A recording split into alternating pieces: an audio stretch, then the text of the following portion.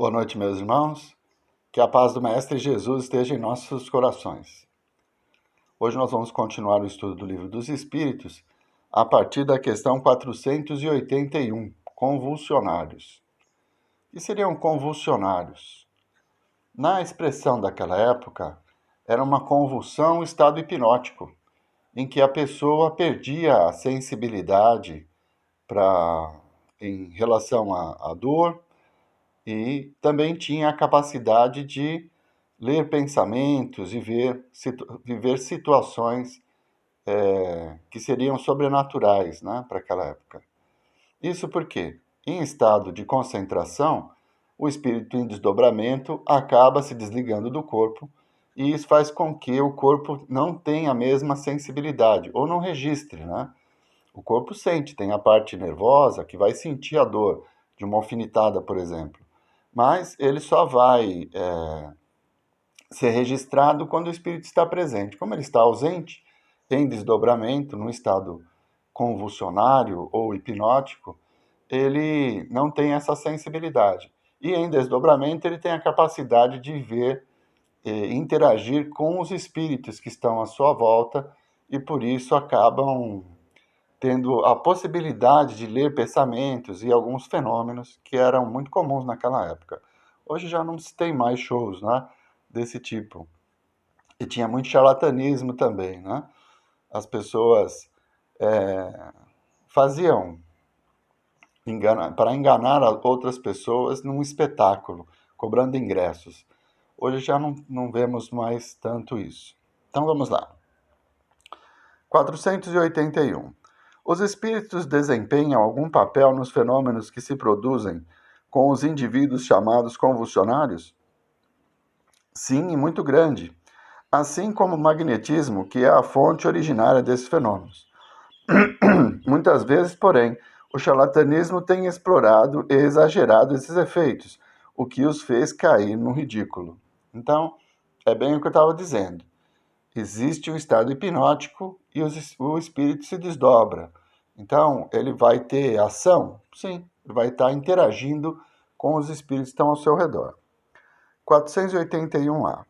De que natureza são, em geral, os espíritos que concorrem para a produção desses fenômenos? Pouco elevada. Acreditais que espíritos superiores se divirtam com tais coisas? Então, são futilidades, são espetáculos, são situações, às vezes, de ridicularização, né? Porque a pessoa hipnotizada, às vezes, faz alguns papéis, né, ridículos, que não cabem a um espírito superior. Então, espíritos inferiores, zombeteiros, é que vão estar participando disso para se divertirem. 482. De que modo o estado anormal dos convulsionários e dos que sofrem crises nervosas podem estender-se subitamente a toda uma população? Efeito de simpatia. Em certos casos, as disposições morais se comunicam com muita facilidade. Não sois tão alheios aos efeitos magnéticos que não possais compreender isto e a participação que alguns espíritos devem tomar no fato, por simpatia para com aqueles que os provocam. Entre as faculdades extraordinárias que se notam nos convulsionários, algumas facilmente se reconhecem, das quais o sonambulismo e o magnetismo oferecem numerosos exemplos. Tais são, entre outras, a insensibilidade física, a leitura do pensamento, a transmissão das dores, por simpatia, etc. Não há razão para pôr em dúvida que os indivíduos acometidos por crises nervosas estejam numa espécie de sonambulismo desperto, provocado pela influência que exercem uns sobre os outros. Embora não se dê em conta, eles são ao mesmo tempo magnetizadores e magnetizados. Então, é que eu disse, não é muito comum ultimamente os shows, né, de hipnose. Mas num passado não muito distante, nós víamos o hipnotizador conseguir controlar toda uma plateia. Então ele fazia o que queria com aquelas pessoas. Isso por quê? Por simpatia, como ele coloca aqui.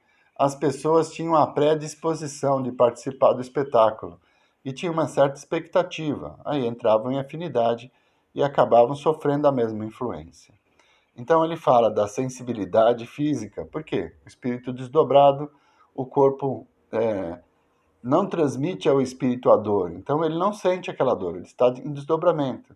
Apesar de todo o sistema nervoso estar funcionando da dor ser transmitida para o cérebro, o espírito não registra essa dor, porque ele está em desdobramento.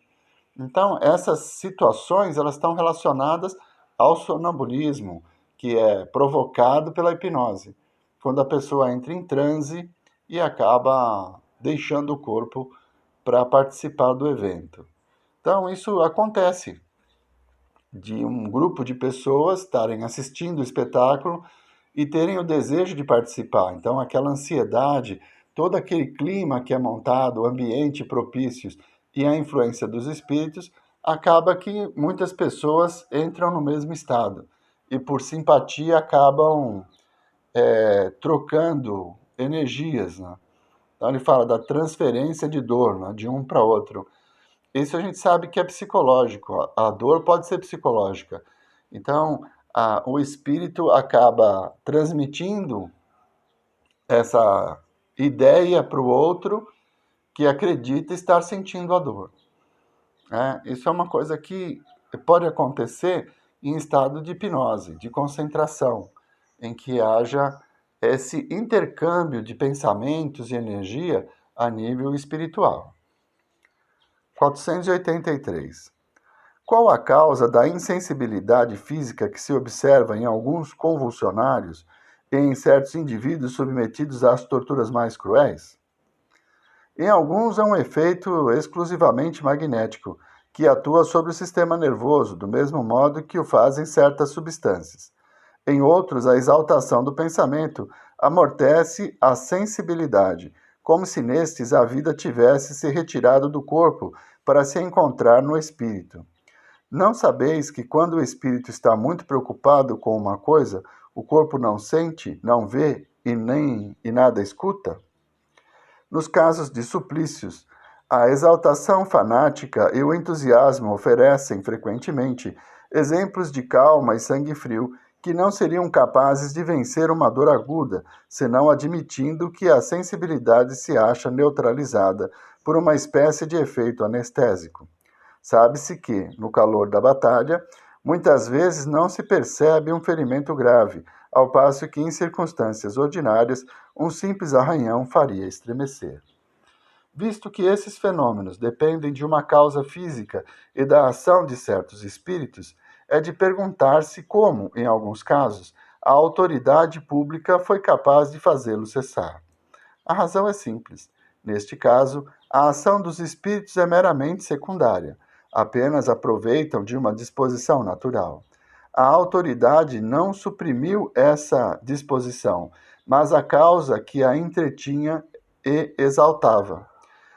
De ativa passou a latente, tendo a autoridade razão de agir assim, porque do fato resultava abuso e escândalo. Aliás, sabe-se que essa intervenção é impotente, quando a ação dos espíritos é direta e espontânea. Então, o estado de hipnose faz com que o corpo se desassocie do espírito. Então, você tem essa possibilidade de diminuir a sensibilidade física. Como ele coloca, o espírito está concentrado em outra coisa e ele não se importa com o corpo, né? Não reflete as situações do corpo. Então, toda essa situação, né, de convulsionário que ele coloca, ele está se referindo a um transe que leva a pessoa ou um grupo de pessoas a agirem de acordo com o comando do hipnotizador ou do magnetizador. Tudo isso acontece porque as pessoas se submetem a isso. E existe a influência dos espíritos que estão próximos. Mas, como foi dito, os espíritos não têm uma ação direta. Eles aproveitam da afinidade e da disponibilidade das pessoas que ali se encontram para que isso aconteça. Então, é aqueles shows que a gente via, né, espetáculos mesmo de hipnose, que recentemente passou na TV, em que as pessoas realizavam prodígios, né? Então espetavam alfinetes na pele sem sentir dor, ou se submetia ao ridículo, né? Fazendo com que eles tivessem um comportamento bizarro. Tudo isso acontecia nesses espetáculos e era indução hipnótica. Então é esse o sentido que ele põe de convulsionário. São essas a possibilidade que existe de um estado de concentração submissa, né? Então a pessoa se submete ao hipnotizador a ponto de se deixar levar, então ela acaba servindo de instrumento daquele que a comanda. Teve outros casos também de que a pessoa ela controlava a própria convulsão. Então não tinha uma outra pessoa hipnotizando, ela mesma entrava em transe e realizava alguns prodígios. Isso também aconteceu. Nós já vimos alguns shows, espetáculos nesse sentido. Eu me lembro, há muito tempo atrás, no programa Silvio Santos, uma pessoa engolia bolas de bilhar, né? Era uma coisa assim absurda o que ele fazia. Isso porque ele entrava em transe e fazia um espetáculo. Será que era charlatanismo? Pode ser que sim. Mas, de acordo com o que está descrito aqui no Livro dos Espíritos, isso pode acontecer também. Porque em transe, o espírito desdobrado, ele exime o corpo, né? Então, o corpo não vai reagir diante das agressões recebidas. Então, é basicamente esse o sentido, sempre levando em consideração a hipnose como um meio para colocar as pessoas em convulsão. Ou a auto-hipnose, né, que seria um estado de concentração em que a pessoa acaba realizando alguns prodígios, né? Ele consegue ler pensamentos, ele não sente dor, ele suporta pesos absurdos, enfim, situações bizarras que estão relacionadas com o sobrenatural, mas que na realidade nós sabemos que não é, porque o espírito, ele desdobrado, ele acaba tendo a influência exterior. Então, em contato com outros espíritos que estão à sua volta, ele consegue realmente ler os pensamentos, né? Porque nós não conseguimos guardar para nós tudo aquilo que pensamos. Nós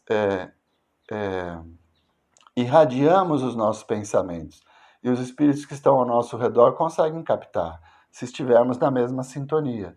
Então é bem isso, são situações que pouco tem acontecido ultimamente, porque é uma coisa que já caiu em desuso, vamos dizer assim. Vamos em frente? Afeição dos espíritos por certas pessoas, 484. Os espíritos se afeiçoam de preferência a certas pessoas? Os bons espíritos simpatizam com os homens de bem ou suscetíveis de se melhorarem. Os espíritos inferiores com os homens viciosos ou que podem tornar-se viciosos. Daí o seu apego resultante da semelhança de sentimentos. Então, diga-me o que pensas, eu te direi com quem andas, né? Então, conforme o nível de pensamentos, de sentimentos que nós exaltamos, que irradiamos ao nosso redor, nós vamos atrair espíritos que têm afinidade com esses pensamentos. Então, se estamos em um estado de oração, elevados no nosso pensamento, nós vamos estar em sintonia com os mentores espirituais, com o nosso guia protetor, enfim, espíritos superiores que estão sempre próximos e simpatizam conosco nesse processo evolutivo. Se nós estamos com raiva, com ódio, estamos numa situação de contrariedade, nós vamos atrair espíritos que têm também essa característica, né? 485. A afeição dos espíritos por certas pessoas é exclusivamente moral? A verdadeira afeição nada tem de carnal. Mas, quando um espírito se apega a uma pessoa, nem sempre o faz por afeição, pois pode agregar a esse apego uma reminiscência de paixões humanas. Muito bem. A afeição entre mãe e filho, por exemplo. Dentro de uma encarnação, esse elo consanguíneo, ele é muito poderoso. Por quê? É na família que nós vamos evoluir. Então, existe uma ligação entre esses espíritos. Uma vez desencarnado, rompe-se o elo físico, né? Então, quem é minha mãe, quem são meus irmãos? Lembra que Jesus disse? Por quê? No processo reencarnatório, os espíritos se sucedem, cada vez num papel. Às vezes é filho, às vezes é pai, às vezes é irmão, às vezes é amigo, dependendo da necessidade evolutiva e do momento que estão vivendo.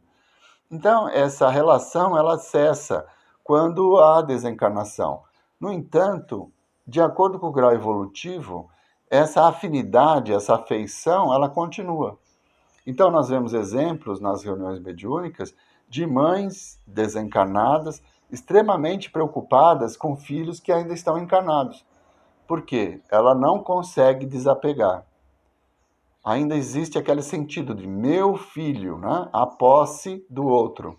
Quando na realidade somos espíritos individuais e temos cada um a necessidade de evolução. Então todo esse processo ele vai acontecer dependendo da evolução de cada um. À medida em que nós nos vermos como espíritos imortais e irmãos, essas relações afetivas, né, as paixões ligadas à maternidade ou as relações entre pessoas, né, casais, essas vão diminuindo à medida em que há a evolução do espírito, porque vamos percebendo que o amor que Jesus nos convida a ter, ele se estende a todos. Então vamos parando por aqui. Na semana que vem, retomamos a partir da questão 486 e vamos continuar tratando do mesmo assunto. Vamos à nossa prece? Mestre Jesus, muito obrigado, Senhor, por mais esse momento em que pudemos ter convosco, pelo conhecimento que adquirimos e a compreensão de alguns fenômenos que parecem estranhos, mas que, no fundo, podem ser explicados pela nossa natureza espiritual. Muito obrigado, Senhor, pelo conhecimento, pela vossa luz, pela vossa paz. Muito obrigado, Mestre Jesus. Muito obrigado, meus irmãos. Uma boa semana a todos.